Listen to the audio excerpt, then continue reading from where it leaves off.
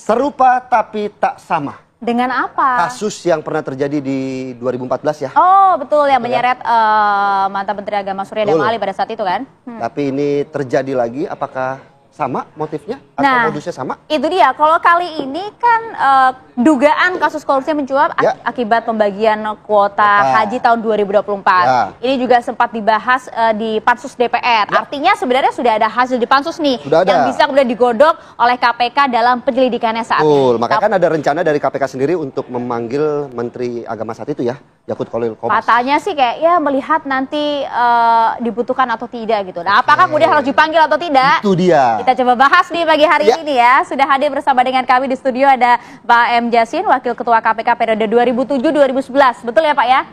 Assalamualaikum Pak Jasin. Waalaikumsalam. Terima kasih sudah hadir bersama dengan kami. Dan nanti kita juga akan melibatkan siapa? Ibu Sely Andriani Gantina, ini selaku anggota tim pengawas haji DPR RI tahun 2019 begitu ya. Tapi kita masih tunggu untuk bergabung via Zoom bersama kami pagi hari ini. Tapi langsung kita ke Pak Jasin. Serupa tapi tak sama, betul? Betul. Jadi kalau perbandingan bahwa korupsi haji itu biasanya kan sekitar pengadaan perumahan atau pemondokan yang wujudnya hotel ya. Terus kemudian juga pengadaan catering dan pengadaan transportasi sekitar itu. Akomodasi lah ya. Itu terjadi di Mekah dan di Madinah. Terus kemudian yang sekarang ini sedikit agak berbeda karena yang diduga melanggar itu adalah penetapan kuota haji khusus yang seharusnya kalau sesuai dengan aturan perundangan Undang-Undang Nomor 8 Tahun 2019 tentang penyelenggaraan ibadah haji pasal 64 ayat 2 itu bahwa kuota haji khusus itu hanya 8% dari total keseluruhan kuota.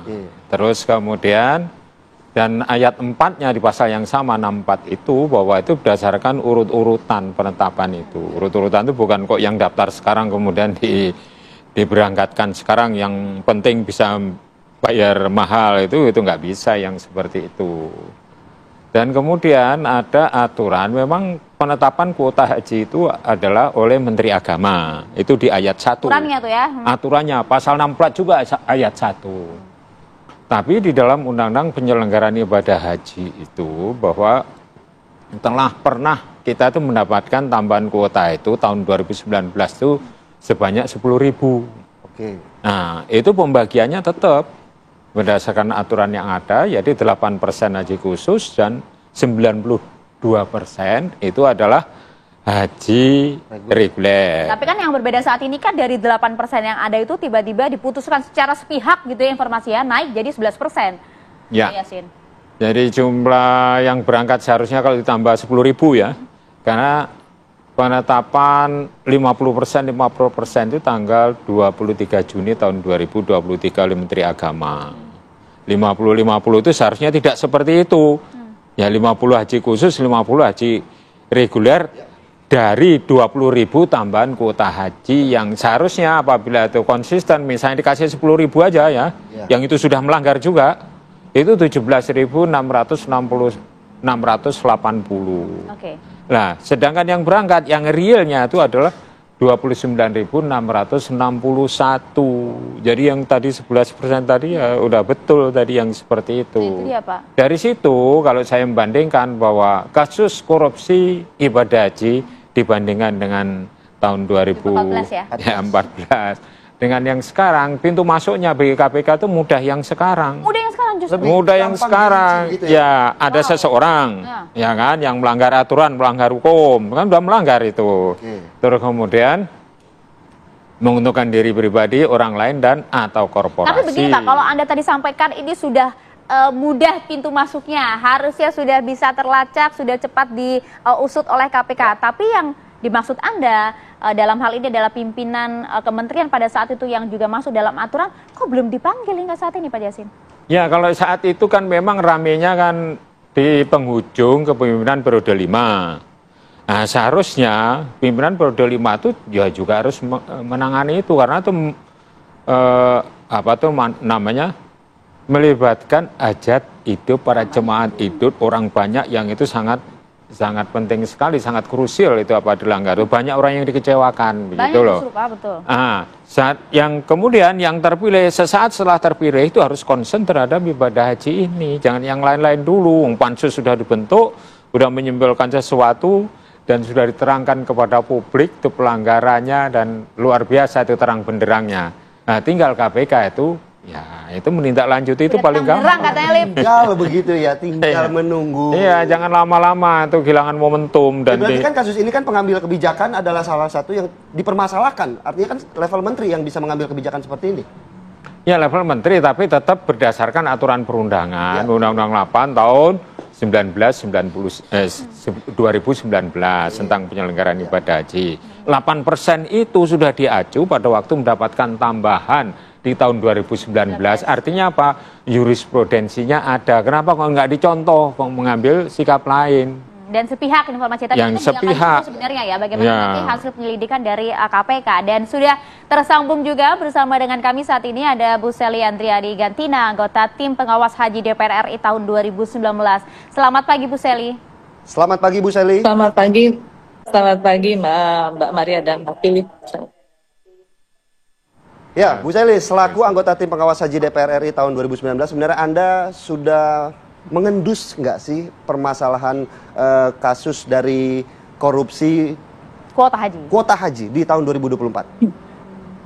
Ya, sebetulnya pada saat kita pembentukan pansus hak angket haji di tahun 2024, kita sudah melihat adanya upaya penyimpangan terhadap Undang-Undang Nomor 8 Tahun 2019 tentang penyelenggaraan ibadah haji dan umroh, seperti yang tadi disampaikan bahwa di pasal 64 ayat 2 kaitan dengan kuota haji khusus, kita mengetahui bahwa ada yang namanya kuota haji Indonesia terbagi menjadi kuota haji reguler dan kuota haji khusus, dan di situ dicantumkan maksimal 8%.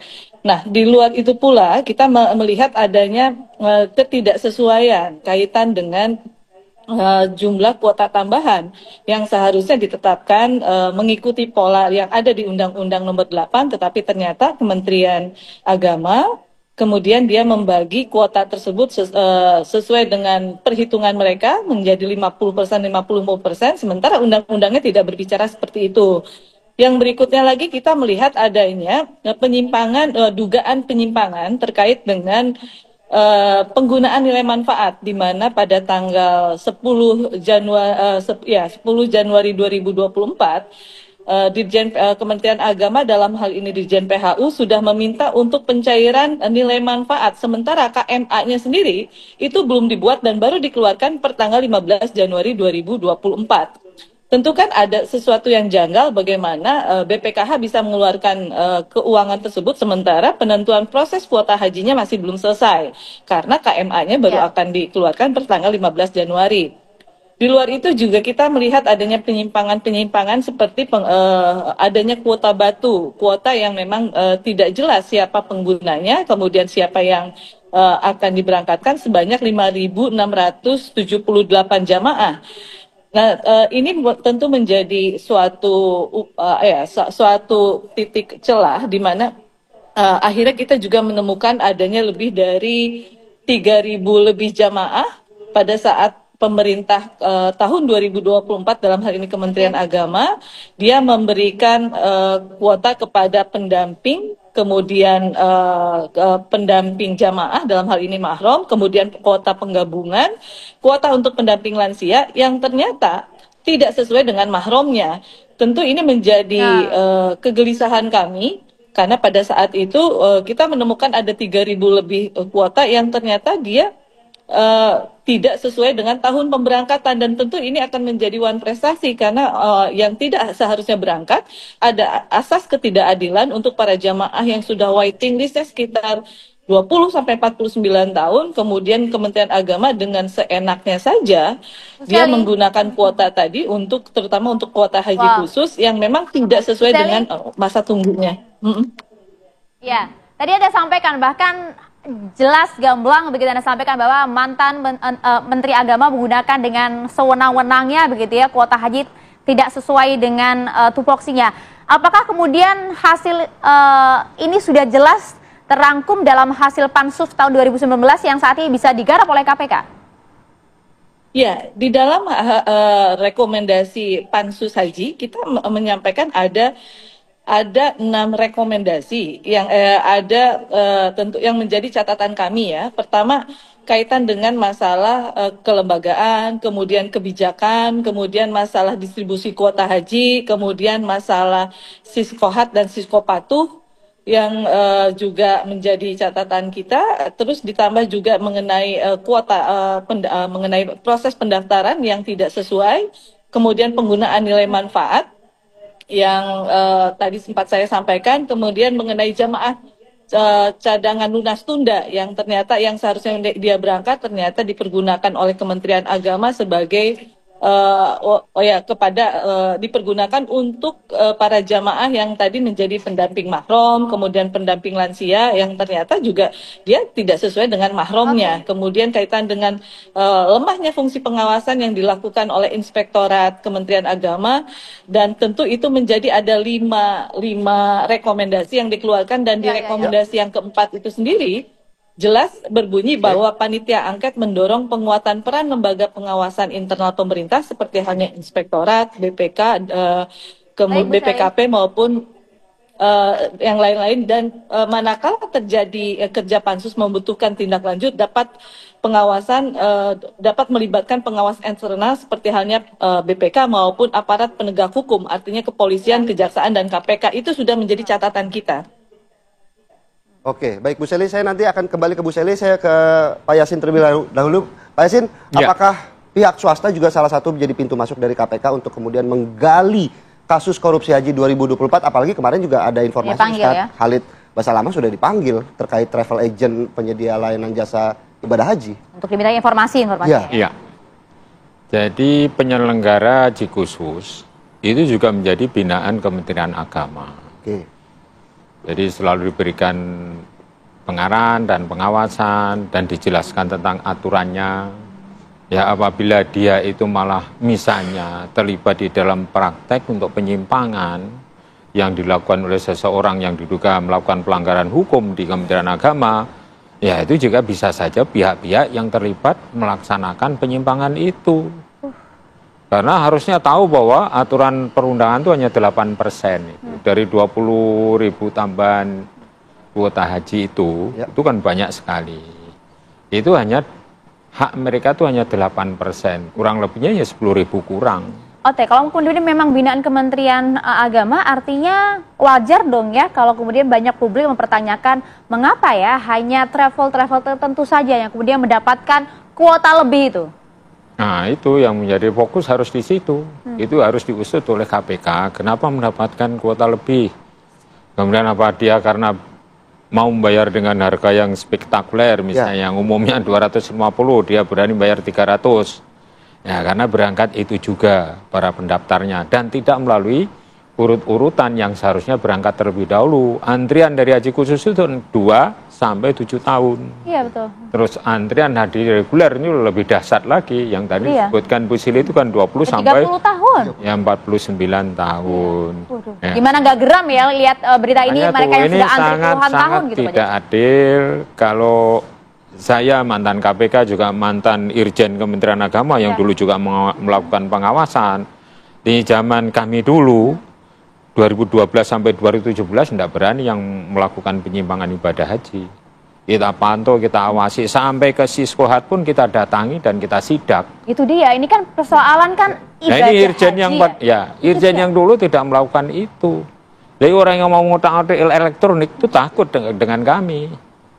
Nah, ini sesuai dengan urutan misalnya seperti itu di Siskohat, itu kita audit. Dan di penyelenggaraan ibadah hajinya, itu baik yang ada di istilahnya di domestik maupun di sana, kita awasi semuanya. Bukan kita itu nganggur-nganggur saja makan gaji buta, tidak seperti itu. Di sana tuh hotel yang disewa misalnya 115 hotel yang ada di Mekah. Kami itu pantau semua, masuk satu persatu, bukan hanya pantau. Seperti itu. Nah, sehingga tidak ada itu misalnya markup atau memilih hotel yang jelek, itu nggak ada. Semua itu bintang 4 semua. Semua ada kamar mandinya di dalam. Maksimal itu adalah 5 orang isinya. Tertib kan?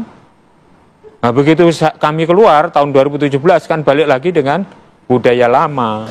Nah, ini saya kira sistem seharusnya dijaga, jangan karena orangnya. Termasuk juga yang fokus kami saat ini kan yang menjadi hajat hidup orang banyak lagi-lagi ya. Ada ribuan, ratusan ribu antrian bahkan hingga puluhan tahun itu kuota haji ini ya. Bagaimana kemudian Mbak Sally sebagai anggota tim pengawas haji DPR tahun 2019 kemarin menyoroti hal ini. Betulkah judul kami saat ini Mbak Sally, korupsi kuota haji 2024, siapa pejabat terjerat? Sudah jelas. Dijawabnya saat lagi ya Mbak Sally ya. Kami kembali untuk Anda di Apa Kabar Indonesia Pagi. Ya, kita lanjutkan diskusi kami bersama dengan Bu Sally, anggota tim pengawas haji DPR RI tahun 2019. Bu Sally, artinya kalau begitu sudah jelaskah siapa saja pejabat yang terjerat dalam kasus ini? Sudah gamblang? Ya, kalau kita melihat apa yang kita lakukan pada saat Pansus Hak Angket Haji kemarin, itu sangat masif, terstruktur, dan sistematis. Karena dari mulai tingkat bawah sampai dengan tingkat atas itu sudah terkoordinir dengan baik. Mohon maaf, tadi sempat disampaikan oleh Pak Yasin kaitan dengan Siskohat saja. Kalau kita berbicara Siskohat, maka siapa yang boleh mengakses Siskohat sehingga bisa mengutak-ngatik terhadap data-data para jamaah yang seharusnya belum berangkat tetapi sudah bisa berangkat. Karena ternyata kita melihat bahwa sistem komputerisasi terpadu haji dan umroh ini, terutama untuk yang Siskopatuh di haji khusus ini, terlalu banyak orang yang bisa mengakses terhadap Siskohat tadi, dari mulai kasubitnya langsung, kemudian dari subit perizinan, akreditasi, bahkan PIHK pun dia bisa mengakses terhadap Siskohat. Kemudian kita melihat juga adanya pelanggaran terhadap penggunaan nilai manfaat, karena tadi Pak Yasin saja justru juga bisa menilai harusnya ada jamaah yang belum berangkat tetapi dia mendaftar di tahun itu di tahun 2024, ternyata dia langsung bisa diberangkatkan. Nah, artinya banyak sekali pelanggaran-pelanggaran yang dilakukan oleh Kementerian Agama, belum dari sisi pelayanan, terutama dari mulai akomodasi perhotelan, kemudian konsumsi, transportasi, seperti itu, Mbak. Ya, artinya menurut Anda apakah kemudian juga elit Kementerian Agama dalam hal ini mungkin menteri dan juga kemudian pejabat-pejabat eselon 1 lainnya terlibat? Kalau Anda sampaikan tadi terstruktur. Ya, saya pikir mereka juga paham dan kita mengetahui bahwa sebetulnya mereka melakukan itu apakah ada perintah dari atasnya atau tidak. Jadi jangan sampai mengorbankan orang-orang yang ada di bawahnya, gitu kan. Padahal itu adalah perintah dari atasannya, dan tentu ini menjadi catatan kami seperti yang disampaikan oleh Pak Yasin pada saat pengalihan kuota haji khusus yang harusnya itu juga diberikan kepada PIHK yang memang dia layak mendapatkan. Kenapa ini hanya diberikan kepada PIHK tertentu? Bahkan ada 3.503 jamaah yang dia daftar di tahun 2024 dan dia langsung diberangkatkan oleh PIHK-nya. Padahal masa tunggunya kalau untuk haji khusus itu sekitar 2 sampai dengan 8 tahun. Nah, ini tentu menjadi temuan kami yang menurut kami harus ada pengusutan dari aparat penegak hukum, apakah ini memang ada pelanggaran ataukah memang dalam hal ini adalah maladministrasi. Tetapi tentu saja tentu bukan suatu pelanggaran maladministrasi, karena memang jelas ada uang mengalir, dan menurut kami pihak aparat penegak hukum lah yang layak untuk menentukan siapa saja yang tergabung terlibat. Ya. Selain kemudian mengawasi dari Kemenak sendiri, apakah juga Ibu Sally juga melihat dari sektor swasta, khususnya juga travel agent, apakah ada laporan-laporan terkait dari aliran-aliran dana yang menurut Bu Sally juga mengalir ke Kementerian Agama begitu? Ya, kita pada saat melakukan Pansus Hak Angket Haji, bukan hanya PIHK-nya saja yang kita undang, tetapi juga saksi. Artinya para jamaah, baik itu jamaah haji khusus maupun jamaah haji reguler, yang pada saat itu saya sempat ramaikan ada salah satu jamaah yang dia daftar, terutama di haji reguler saja, dia daftar hari itu, tahun itu, kemudian dia bayarnya bukan 59 atau 59 juta, tetapi dia membayarnya 150 juta untuk haji reguler. Dan yang lebih parahnya lagi, dia itu menggunakan penggabungan mahram, dan sebetulnya mahramnya bukan keluarganya dia, tetapi orang meninggal di Kabupaten Bekasi, kemudian padahal posisi dia ada di kabupaten di salah satu Jawa Barat, di kota di Kabupaten Jawa Barat. Nah, tentu menurut kami ini betul-betul bukan lagi sesuatu yang harus ditutupi. Bahkan kami juga mendengar ada beberapa, mohon maaf, PIHK yang menyampaikan dia juga ditawari oleh Kementerian Agama mau tidak untuk memanfaatkan kuota haji khusus sehingga dari kuota tahun sebelumnya dia meningkat berlipat-lipat seperti itu. Oke, Pak Yasin. Duitnya udah kelihatan tuh. Korupsi berjamaah ini, Pak. Korupsi berjamaah dan sudah terang benderang. Jadi kalau KPK itu lambat-lambat, saya kira udah enggak pas lah ya.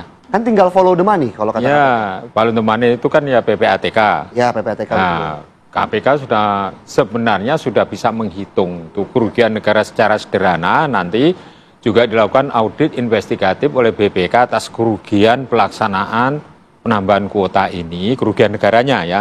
Itu kan BPK atau BPKP itu. Karena udah lengkap. Seseorang melanggar aturan, perkaya diri sendiri, orang lain atau korporasi merugikan perekonomian atau merugikan rakyat.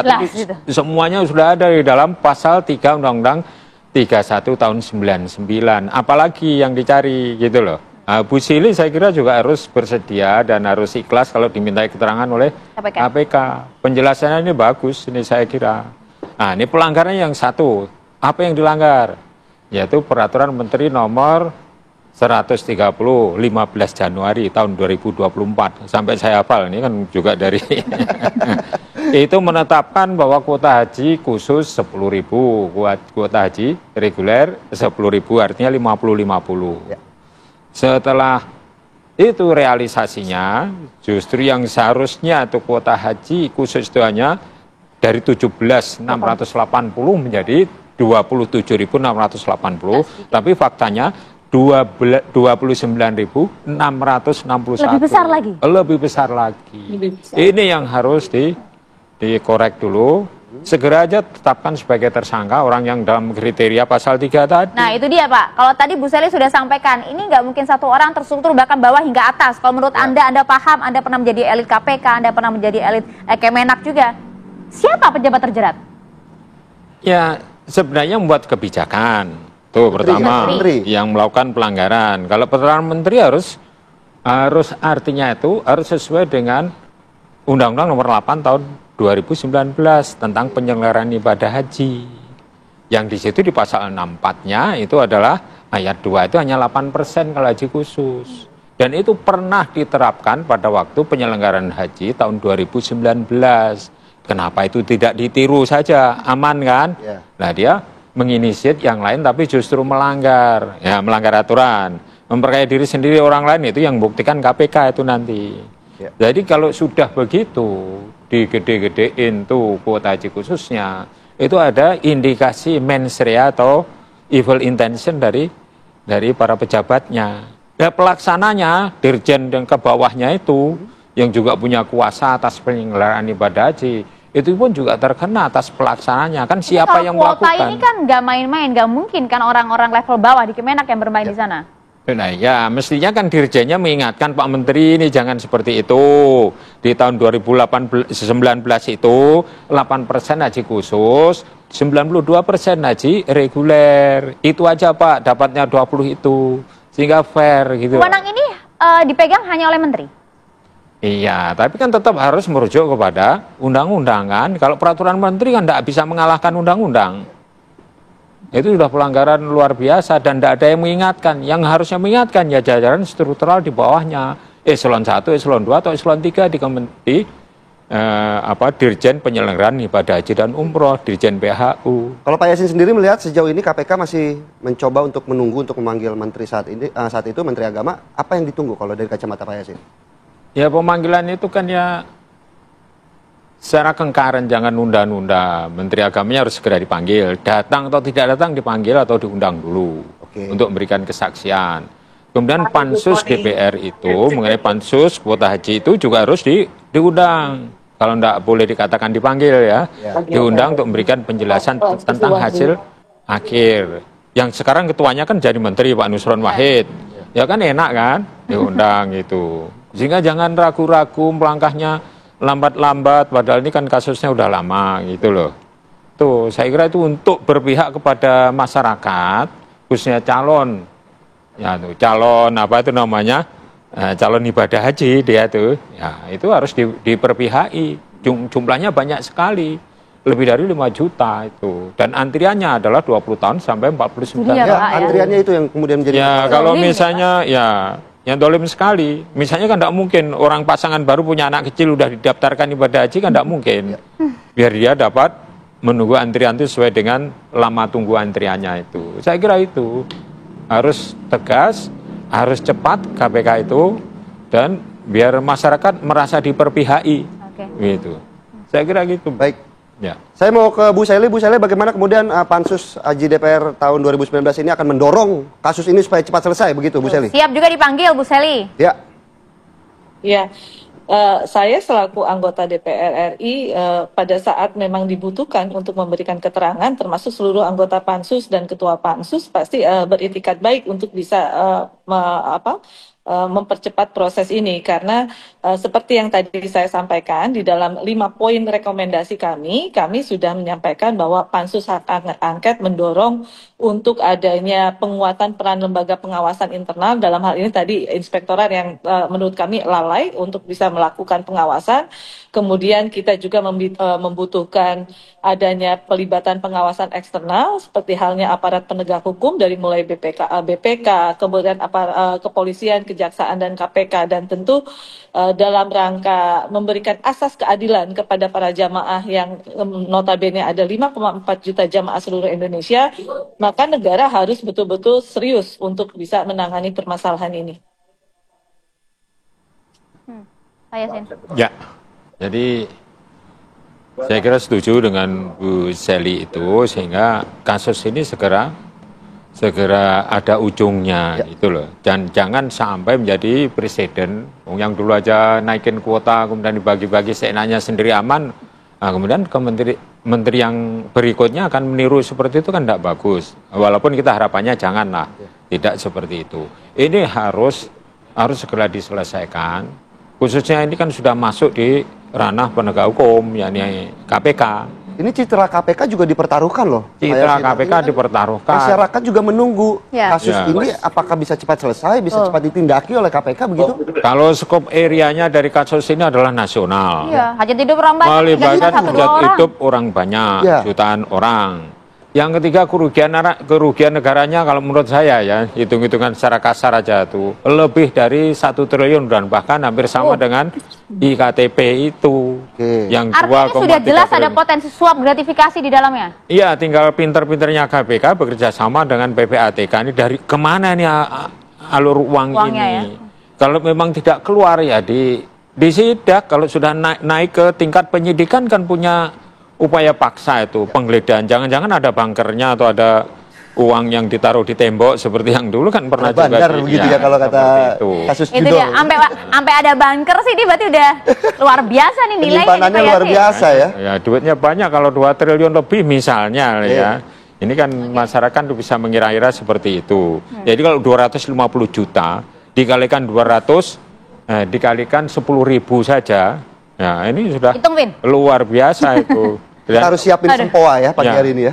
Nah, faktanya lebih dari 10.000. Makanya saya sebutkan kuota real yang dilakukan oleh misalnya ya penyelenggara ibadah haji khusus itu adalah 29.661. Ini nggak main-main Pak Yasin. Nah, makanya itu. Jumlah yang luar biasa, potensi kerugian negara tadi Anda sampaikan juga luar biasa. Mbak Sely, singkat saja harapan Anda sebagai anggota tim puas haji terkait dengan kasus ini seperti apa, Mbak?